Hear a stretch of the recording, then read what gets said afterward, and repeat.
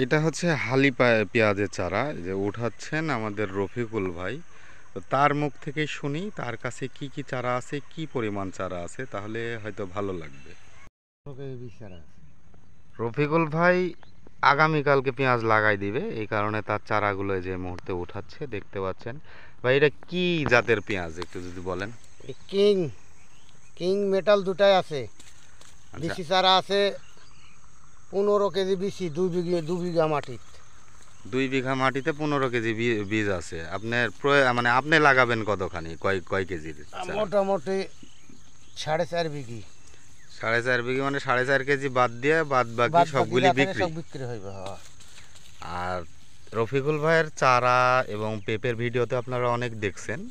তো তার চারা এবং ফসলের কোয়ালিটি একটু আমাদের এলাকার মধ্যে ভিন্ন হয়। তার চারা নিতে আমাদের স্ক্রিনে দেওয়ার নাম্বার দেওয়া থাকবে, সেখানে যোগাযোগ করতে পারেন। সরাসরি যদি আমার থেকে না নিতে চান, রফিকুল ভাইয়ের থেকে নিতে চান, তাও আমি যদি আমার মাধ্যমে আসেন, তার সঙ্গে আমি একটু আপনাদের যোগাযোগ করে দেওয়ার ব্যবস্থা করে দিতে পারবো। তার চারা সাইজ এইটা।